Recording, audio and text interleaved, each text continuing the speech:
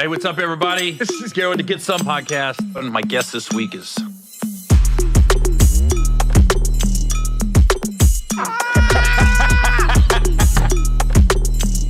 This motherfucker Gary.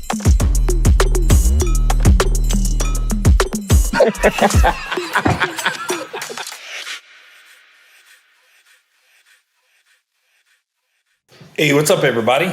This is Gary Owen with the Get Some podcast. We'll start off with my schedule.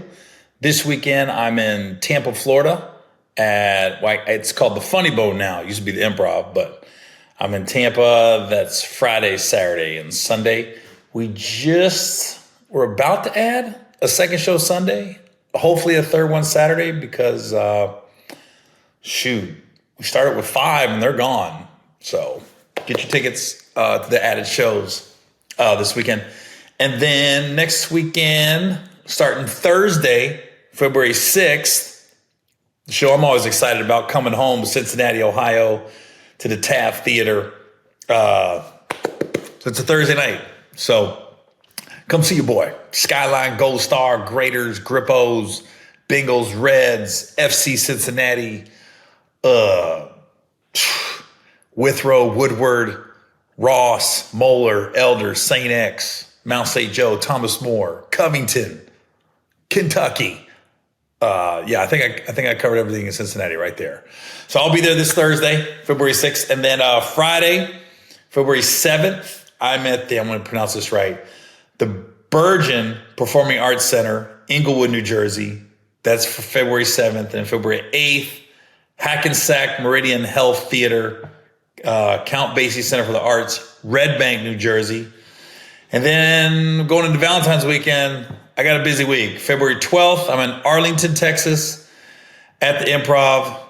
February 13th, I'm in San Jose, California. 2 shows, 7 and 9:30 at the Improv. February 14th and 15th, I'm at the IP Casino in Biloxi, Mississippi. I started doing the 15th. It's sold out, so we added a show on Valentine's. So if you ain't doing nothing, Valentine's, bring your girl, catch a flight to Biloxi, and come see me at the IP Casino. Then February 16th, I'm in Charlotte, North Carolina at Ovens Auditorium. So that's enough for this week. Last week, thanks to everybody that came out. Oh my God. I was in Ontario, California, and I got food poisoning this week. That's why this podcast is running a little late. I'm pretty sure I know what I ate. I had to go to New Jersey for personal reasons, and I ate this caprese salad. That's with the tomatoes and the mozzarella, and it didn't taste quite right. It wasn't sitting right. And if anybody's had food poisoning, it's one of the worst things to get for like a day. Like you feel like you're gonna die. If you're it's just, you want the world to end. It's like, I've had food poisoning 2 times in my life. 1, California Pizza Kitchen. I can't eat there anymore. 2, P.F. Chang's. I can't eat there anymore. Because just the thought of eating there makes my skin curl. Because you go back to when you got food poisoning from it. And then now this hotel that I ate from, had dinner at, as soon as I bit all this tomato or the cheese, I was like, this don't taste right. And then sure enough, that night I was like, ooh, ooh. And then you're praying to the porcelain god. You're throwing, it's come. Worst part about, I hope nobody's eating during this podcast, but the worst part about food poisoning is it's coming out of both ends. Oh God, it was so bad. For like an hour, it's bad, and then it's all out of you. So then I got a shower. That's how bad it was. I had to get a shower to make sure I was clean. Read between the lines and the cracks. And then you wake up the next day, you still don't feel right. You get out of bed, everything aches, and then it's weird, like you can't eat anything.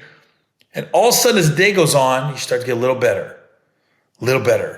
And you still can't eat much, but you're it's weird. It's not like the flu that's like 3 or 4 days. This is just like, food poisoning is usually 24 hours and that's out of you. So that was rough. That was, I ain't gonna lie. Ugh. It was rough. So anyways, I had a lot I want to talk about, but before I recorded, last night the Blackhawk helicopter crashed into the American Airlines flight, and we don't know what happened yet. And of course, the internet, like the internet does, ran to conspiracy theories. I'm to the point where it's impossible to just have an accident, human error. Like there was no ulterior motive. There wasn't a government cover up. That's also an option. It could have just been an accident. And I'm sure it was human error if it was an accident. But as a guy that flies every week, and sometimes I'm on 4 or 5 planes in a week, you always, when you get on those flights, man, you don't think about it because I got like 3 million on Delta, 3 million miles on Delta. I got like 1 million on United, a couple 100,000 on American and Southwest, and 0 on Spirit. Don't fly Spirit. Call me bougie. I don't. But anytime you get turbulence or bad weather or anything of that nature, you're always like, you're thankful when you land. You're thankful for the pilots, the flight attendants. And that's why whenever I get off a plane, I always say thank you. I always say thank you to the pilot. They're standing out there. Thank you. We're safe. But as a guy that lived in DC also, I've flown into that airport so many times. The Reagan Airport. It's one of those few airports that I think San Francisco and Reagan, when you're coming in, it's just water. And then you're like, where's the runway? And then the runway just appears and you're on the runway, which can be expected in San Francisco. You consider San Francisco the ocean, but not DC. If you haven't flown in there before, it's surprising. You're right along the water. And I think this one hit a little closer to home for me is because I lived in DC. I lived on the river. I was on it was the Navy, not the Navy Yard, but Bowling Air Force Base. And then we were on the Navy side of Bowling Air Force Base when I was in the honor guard. So our barracks, my view was the Potomac River, the Anacostia River, and one of them, I can't remember which one. I'm sorry, I don't want to give misinformation, but we could see the airport, like from the base. So, and a lot of times you can see, you probably don't realize it when you're flying in DC, you can see that the Navy base and Bowling Air Force Base as you're flying in. On one side, you're going to see Virginia. On the other side, you're going to see Maryland and turns into DC. And it really is a very cool city to fly over when you're flying into DC because you get to see the monument, the White House, depending on where you're coming from. But to see an accent like this, you're like, I can't even imagine. It's hard to even put your mind around that. You're flying. You're probably putting your tray up. I saw the one husband, his wife texted him and said, we're 20 minutes from landing. And then he texted her back and didn't go through, which to me says that wreck happened shortly after that text was sent. And then he felt like something was wrong because she wasn't answering his text. But you're just literally going through your normal routine when a plane's landing. You're rebuckling up, putting your seat back, putting your seat tray up, and like that, your life's over. My guess is, and you kind of hope, like there's no survivors. You kind of hope it was instantly. You hope there wasn't any suffering. There wasn't anybody that drowned, that had lived through the plane crash and then couldn't get out the plane. You hope it was just instantaneous, as warped as that is to say. But get ready, because the conspiracy theories are coming. They've already started, and it just cannot be human. I remember talking to Lil Duval, who flies a lot, and he told me, he goes, he got a little plane. It's not the most luxurious plane, but it's a plane. And I asked him, "Is you ever nervous, like when you're flying or like it might break down?" He goes, "Dude, 90% of the crashes on planes are human error. It's not the plane. The plane's got an engine, it's got 2 engines. You can guide it." He goes, "It's human error." So when this wreck happened, I immediately thought of Lil Duval because I was like, oh, I wonder. You just wonder where the communications went wrong, and it's sad. It's sad. Yeah.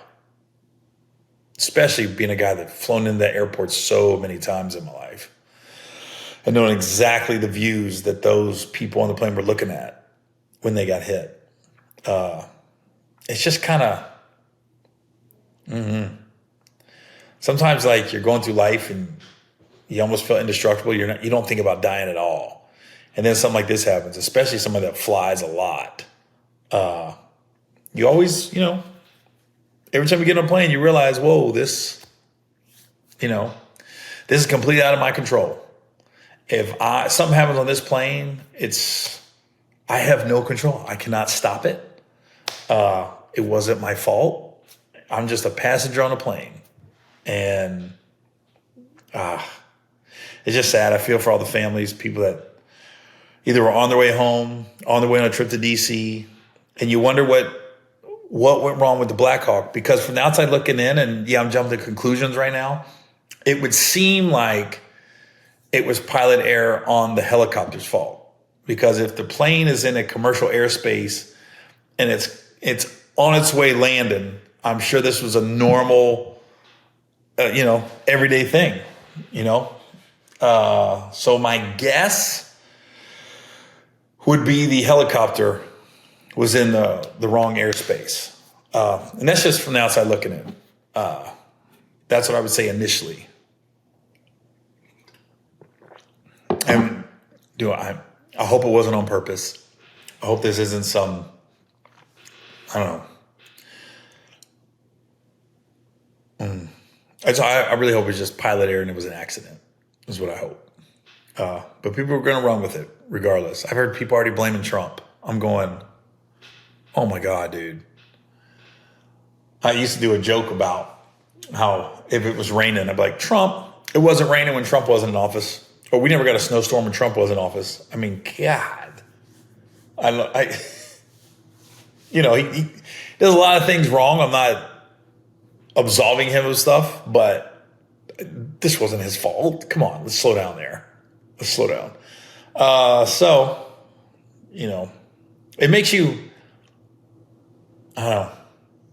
Because, it's funny because I landed yesterday. I landed last night. I'm on my way home when I saw the thing come across my phone. Flight crashing in D.C. I'm going, oh. I think for me, it always hits home a little more just because I fly so much. So let's slow down on the conspiracy theories. And we got to realize a lot of people are throwing out conspiracy theories just for clicks. That's really the only reason. Even they probably don't believe it. And you also got people like Joe's who want to be, I was the first one to say that. Instead of being right, I want to be first. So I'm going to refrain. But if you ask me, my opinion on it is, and this is what I hope, as warped as that sounds, I hope it was just pilot error on the helicopter, is what it seems to me from outside looking in. Going off what Duval told me, as much as I fly and everything else. And you wonder how this could happen. But you also wonder, airplanes are the ones, they got to have 100% success rate. You can get in a car accident and still live. It's rare you're going to get into a plane accident and still live. So, we'll see how it works out. So, another thing, though, I don't want this to be a whole depressing show, but a comedian passed 2 days ago, Ken Flores. And, I never met this guy, but he's in my algorithms. And I saw Russell Peters' post, It's so weird how your phone can almost like predict stuff. Hold on, let me make sure. I think they said it was cardiac arrest.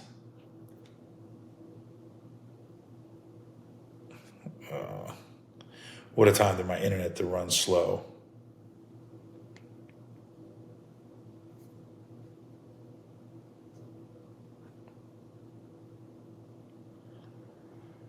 Uh, 28 years old, man. Damn, Ken. He's one of those young guys out there that just was on his way. Let me see, they give an official cause of death. I think somebody said heart attack. Law enforcement, Ken Flores suffered cardiac arrest in his residence Tuesday afternoon. Someone at the scene called 911, Mr. CPR, until paramedics arrived, but he was pronounced dead at the scene. No foul play is expected. He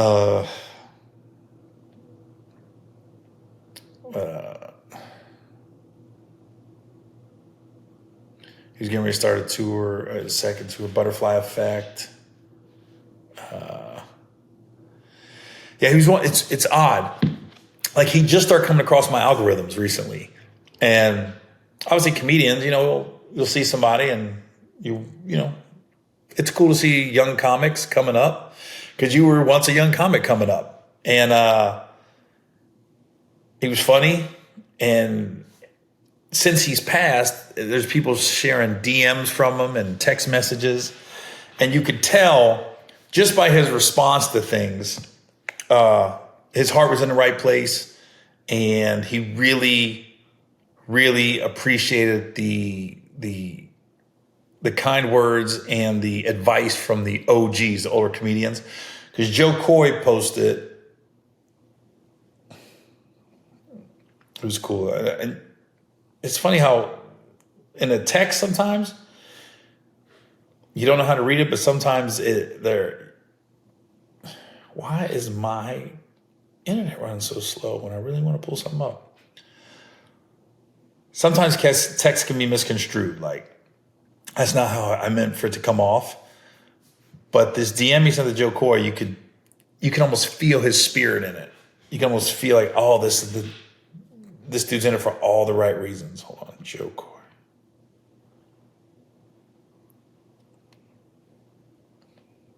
Yeah, so this was the DM Ken sent Joe May 10th, 2023. Joe sent a message. I think Ken must have mentioned Joe on an IG story. And then Joe said, "You are hilarious. Keep shining bright, my guy. You and Renee are the future, bro." And then Ken responded, "Holy shit, thank you, Joe. That means a lot."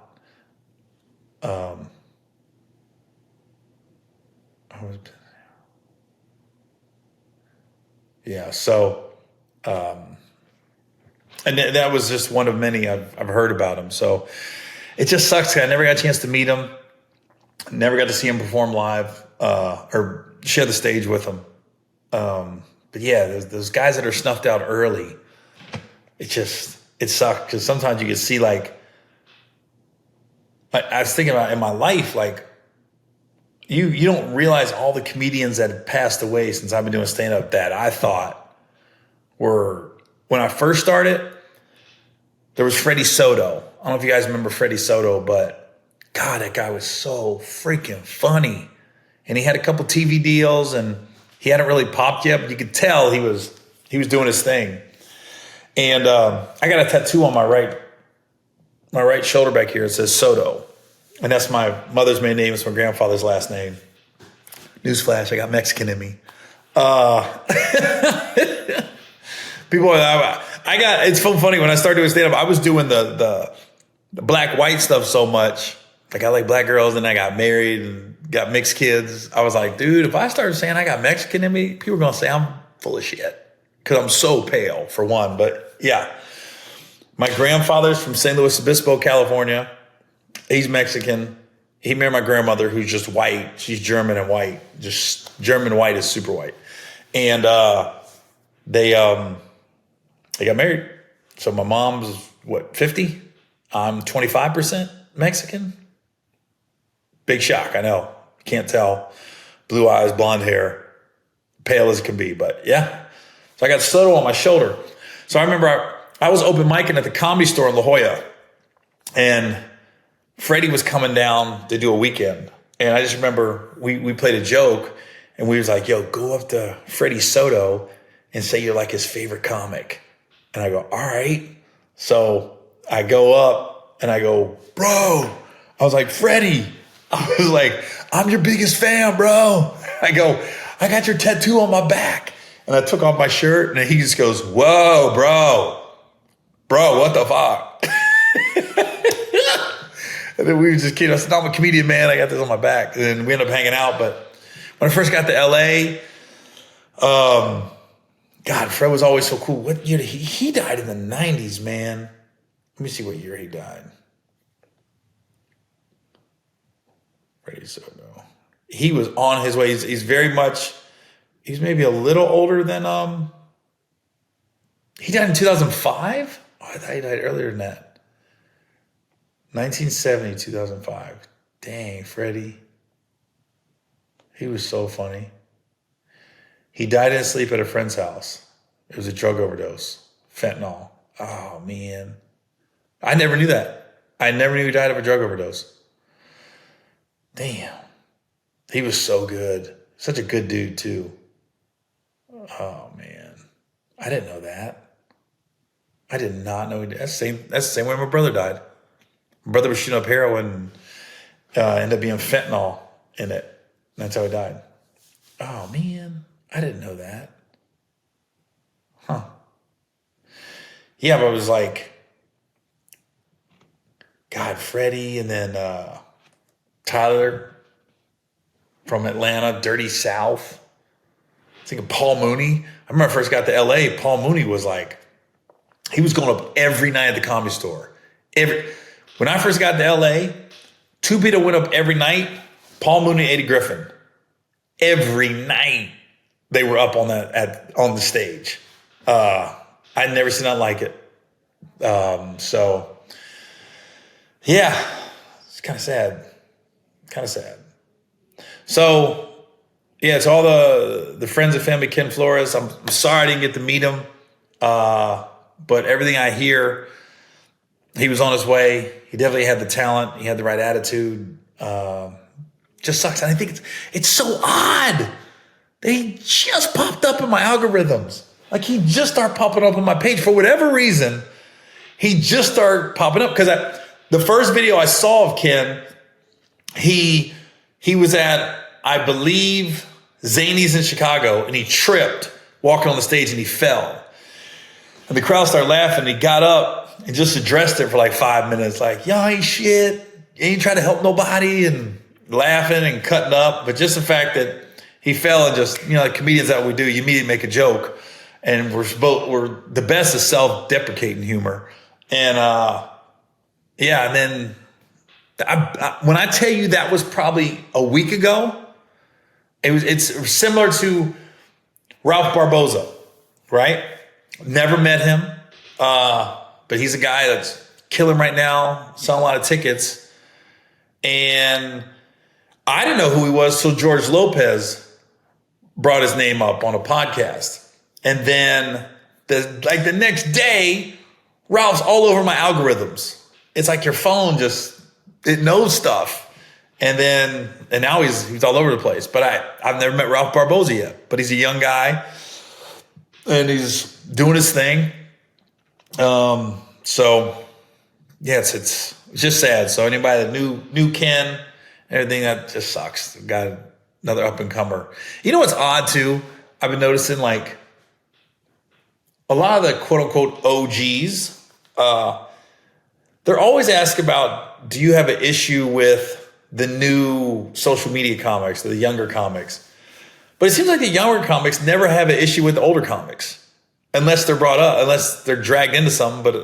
And I get that because when I was a young comic, you saw anybody that, when I first got to LA, bro, if I saw any stand-up, I saw Jamie Foxx, if I saw Jim Carrey, George Carlin, Paul Mooney, anybody that I had seen on TV, Brian Regan, Mitch Hedberg, another guy. God, Mitch Hedberg would be so big in today's day and age.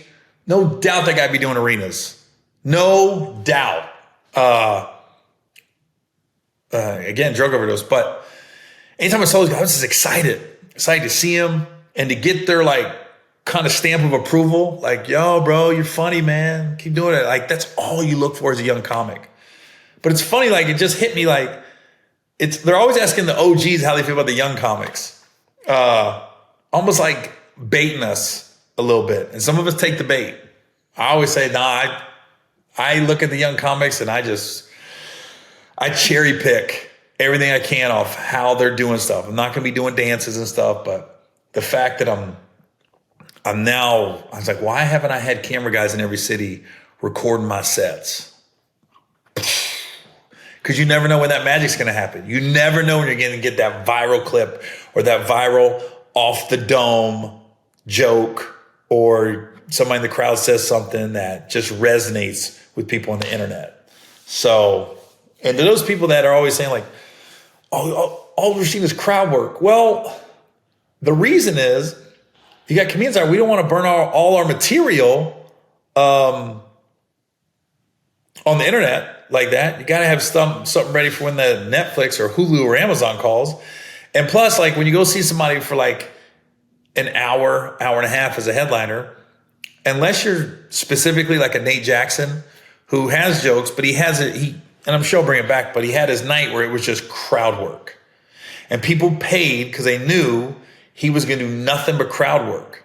That's different. But if you go to a comedy club and you're going to see a comedian, yeah, you're going to get his A material, but you also might get some crowd work, or you might get a joke he's working on that isn't there yet, but it's going to get there.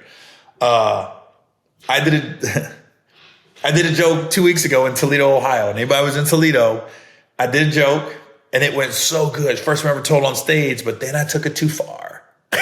And the crowd went, whoa. And I'm the type of dude, I'll be on stage, I go, I took that too far? And they'll be like, yeah, I go, okay, I'm going to leave that last bit out and I'm going to keep the rest. And it's funny because the crowd clapped because to me, it felt like, oh, we're in on it with Gary.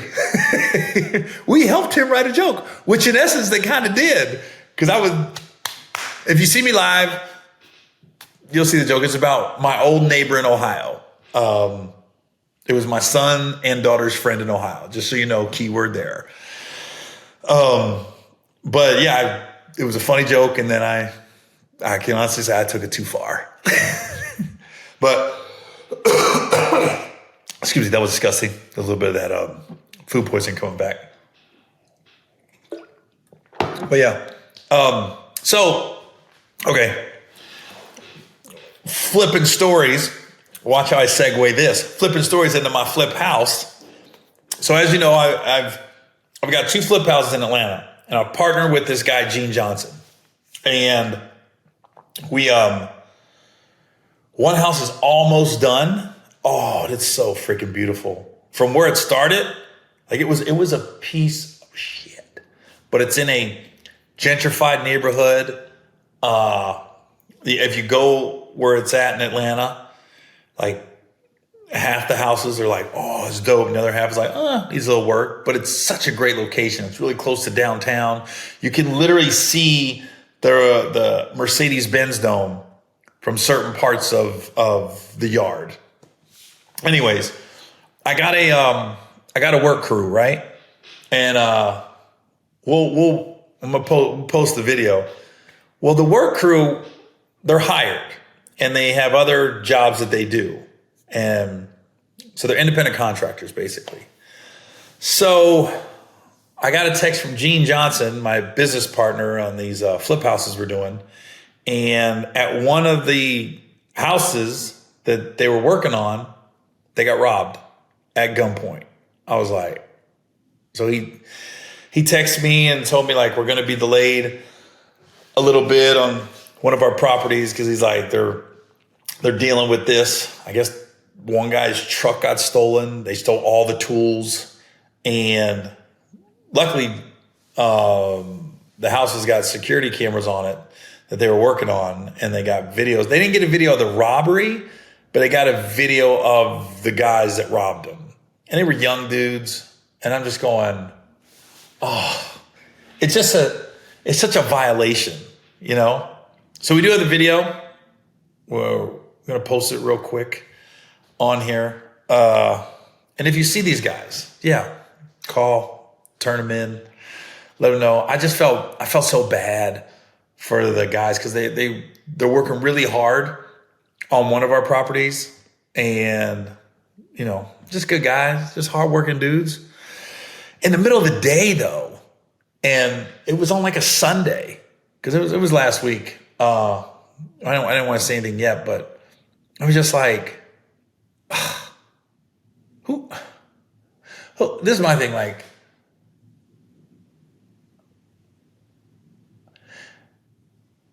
One side of me is like, God damn it, how dare they just rob these guys and the hardworking dudes and working on the weekends. And I'm sure that's not everybody's ideal day to work, but they knew whatever house they were working on, they had to get it done. And then just to have some guys come in, and it was a bunch of dudes, I heard 3 or 4 dudes that came in with guns and just rob them of what? Tools? And one guy did get his work truck back. I didn't get the whole story on that, but I was just like, one side of me is pissed, and then the other half is like, where are you at in your life that you're going to rob a construction crew on a Sunday? Of all things to rob, a construction crew, because I don't think construction crews have a lot of cash. You don't see a guy in a work belt hammering or framing a house and think, yeah, guy's got a lot of loot on him. And, you can turn the tools in, but are you going to go to pawn shop, pawn some tools? So the other side of me is like, dang, how bad are you doing in life? I always like, I always try to look at both sides, but, I just felt bad for the work crew because they're just hardworking dudes, man. And the fact this one of our crews made it even worse.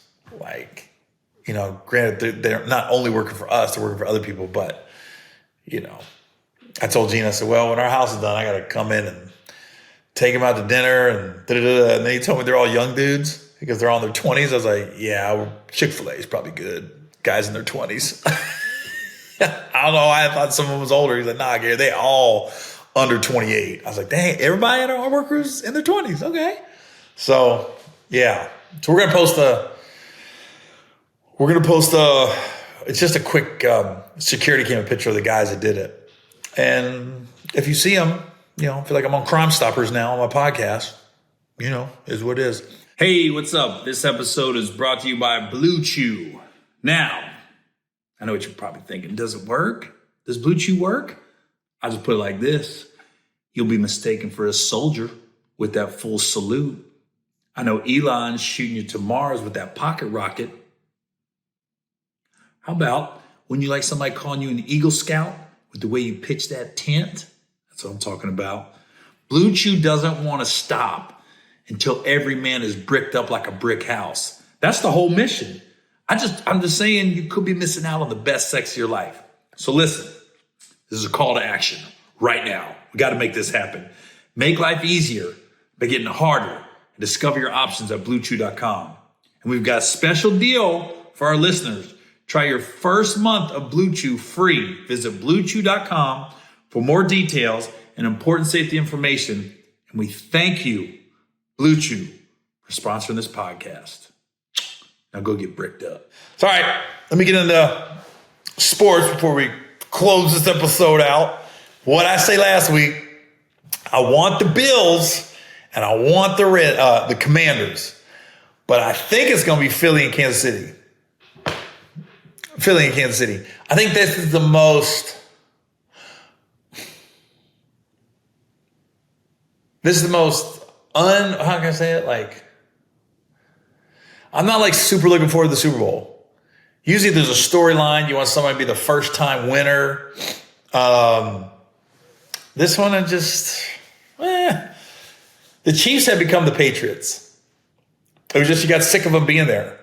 And now I think we have Chiefs hangover. It was fine the first two, but now you're like, been there, done that. Let's get somebody else in there.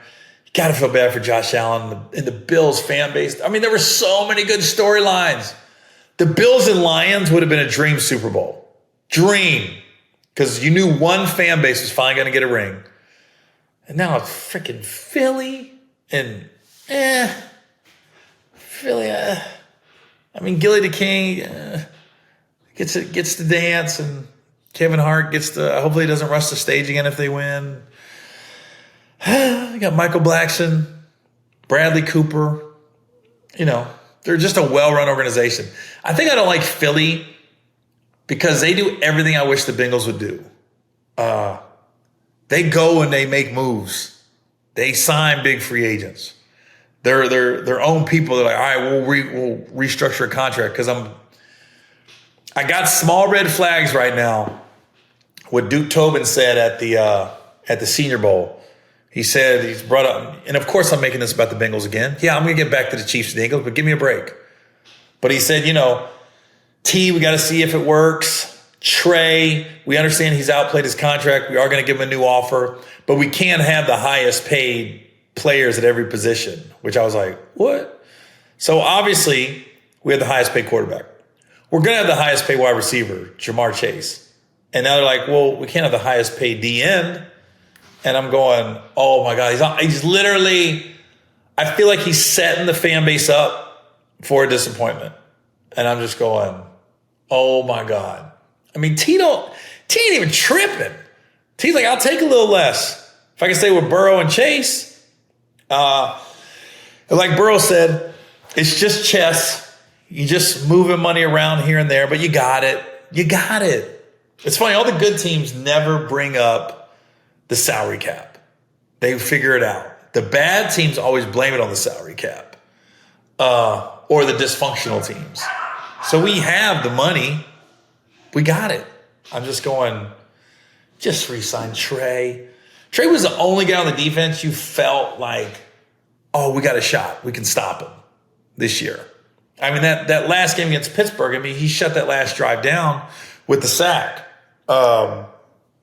Basically won the game for us. So it just worries me, Duke Tobin's response to that. But so now we got 2 weeks of Philly and the Chiefs. It's nothing against the Chiefs necessarily. I mean, Kelsey's a Cincinnati, Cleveland guy. Hard not to root for him. He's got a great podcast with his brother. Comes from a great family. I'm just tired of you, Jason. I'm tired of you. Trav, I'm tired of you. Yeah, not Jason, I'm sorry. Travis, I'm tired of you, bro. You got it. You got 3 rings. That's enough. Share the wealth. I think what really bothers me too is like, the more Chiefs win the Super Bowl, there's that separation between Mahomes and Burrow. There's just, it's like they win all the close games. And it seems like they get all the calls. I know they don't get all the calls, but they get a lot. But, so I'm going to make my pick next week because you never know what can happen. I'm from Cincinnati.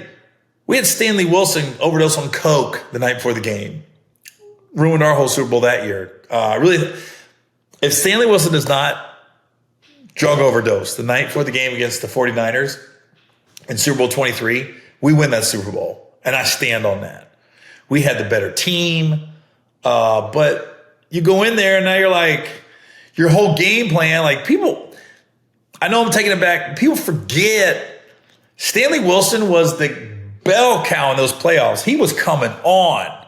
He was like Sony Michel when he had that magical run with the Patriots and then didn't do much else. His career is like, Stanley Wilson was balling in those playoffs.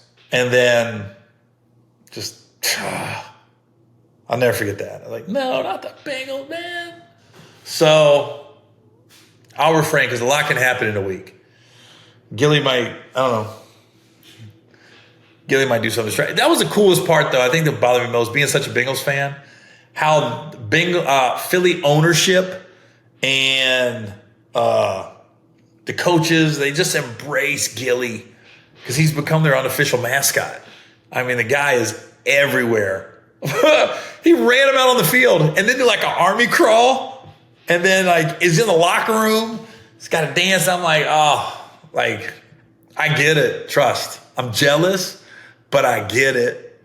I get it, being a Bengals fan. But I'm going to refrain from making my pick till next week. So we'll see what happens. But in the meantime, it really worried me what Duke Tobin said about that.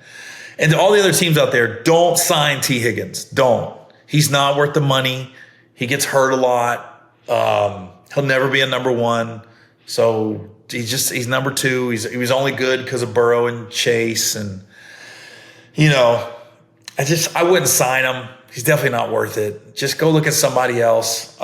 He's not good in the locker room. Heard he's an asshole. So yeah, to all the other teams, don't sign T. Higgins. Yeah, I heard he can't remember the plays. He's showing up late for meetings. Doesn't get along with the coaches. So yeah, I heard he does a lot of crack. Yeah, T. Higgins does crack. So don't sign him. Just let him stay in Cincinnati. You don't want him. I mean, I'm just saying, I'm not trying to blow his bubble up or anything, and I'm not trying to break people's hearts, but T. Higgins does crack. He's late for meetings. He's not in the locker room. Coaches don't like him. He can't remember the plays. Like, if you notice, like, Joe and Jamar has to tell him what to do because he can't figure it out on his own. So I wouldn't sign him. Just let him stay in Cincinnati, and we'll handle it. We'll figure it out, and we'll do our best what we can do with T. I hope you guys bought that. And I hope you guys cut this up, but don't cut this part out that I'm just trying to get everybody not to sign him. So yeah. So if you guys want to edit that part, but don't edit the part right now where I'm saying I'm just kidding. He's a great guy. But just keep the part where he does crack and the coaches don't like him. Keep that part in there and cut that up, put it on Instagram and TikTok and all that other stuff. But yeah, he's a crackhead. T. Crack Higgins. That's what he is. All right, y'all. Tampa, I'll see you this weekend. Cincinnati, February 6th, Taft Theater. I'll see you next week. All right. This is Gary Owen with the Get Some Podcast. What's up, T? I was just kidding.